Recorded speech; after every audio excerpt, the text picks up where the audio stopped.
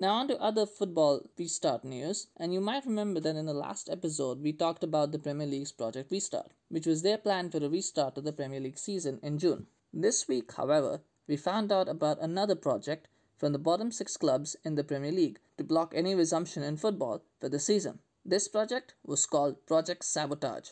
I just want to point out that when I was talking about the K-League, there was no mentions of any projects or any fancy names, but here in England, there's already been 2 projects and no football resumption. I mean, you gotta keep the smoke and mirrors going, right, until you get the good stuff. Anyway, so let's take a look now at Project Sabotage. Now, as some of you may be aware, since the Premier League was suspended, there have been regular meetings to discuss plans for a restart. Many of the smaller clubs have been vocal about not liking the plans that have been proposed for the restart. Brighton have recently opposed any plans to play in neutral venues, saying that it is unfair for them to give up home advantage. Now, on the face of it, that makes sense. We know how crucial home advantage is for clubs, especially those in the bottom half of the table, and particularly when you're fighting for every point towards the end of the season. And particularly when 4 of those games are against the big 6 in the Premier League, that becomes even more important to gain points. However, these are normal times, so normal rules don't apply here. Plus, if the games are being played behind closed doors, then it doesn't really matter whether you play them at home or somewhere else, because that atmosphere with the fans is missing anyway. Pitch sizes don't really come much into it, and the talk of players having to travel or not travel, it doesn't really factor because many of them are going to have to be isolated in designated hotels anyway. But wait, was that? Oh, they would also prefer games to be played in front of fans rather than behind closed doors. That's another statement that they made. So, is it just me or is anyone else also detecting a pattern here? Now, obviously, in today's time, no story can stand on its own, and like the Marvel Cinematic Universe, everything has to be connected to a larger picture.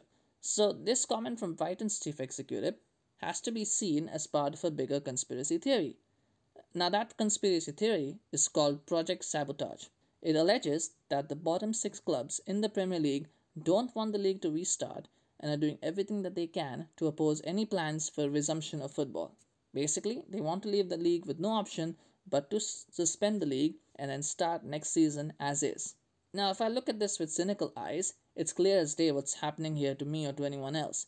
Nobody wants to be relegated from the Premier League. There's hundreds of millions of pounds at stake for every club. Particularly at this time, when we're in the middle of the worst economic crisis in over a decade, it makes sense that clubs want to protect their income stream. But here's the paradox. See, clubs want to stay in the Premier League because they don't want to lose their cash cow of TV money and big deals. Now, however, the Premier League is only a cash cow because of the humongous TV deals they get domestically and internationally.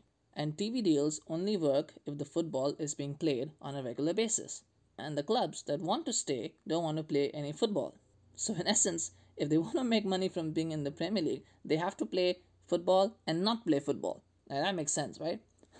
The other side of this is that many clubs depend on TV rights money just to stay afloat. So if the cancelled season means no TV money, what would the clubs do in that case? And that means clubs in the bottom 6 as well as in mid-table, because that TV money is a significant chunk of revenue that they would miss out on. Now, UEFA has set a deadline of May 25th for all leagues to decide if they resume or cancel their seasons permanently for 2019-2020. That means we have about 2 weeks left for the Premier League to decide on what they want to do. I'm sure someone's already thought up a decision day countdown clock on Sky Sports for that, and if not, please send me my royalty check. Now, if the league does decide to cancel, what happens then? Would relegation and promotion be decided on a points per game basis? And in that case, would there be a further division of Project Sabotage clubs? I mean, would that divide the Project Sabotage clique? Will there be a Project Sabotage? I don't know. Now, there's also the idea of having a 23-team league season, which means that the 20 teams from this season and 3 promoted teams from the championship next season. And that's a compromise to make everyone happy. Except, of course, when surely every league will have a shorter window of time next season to complete all their games. Only the Premier League thinks that adding more games to its calendar could be a solution. At the end of the day, though, it will come down to money.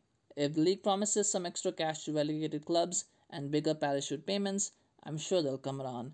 After all, nothing unites people better than the promise of becoming even more rich.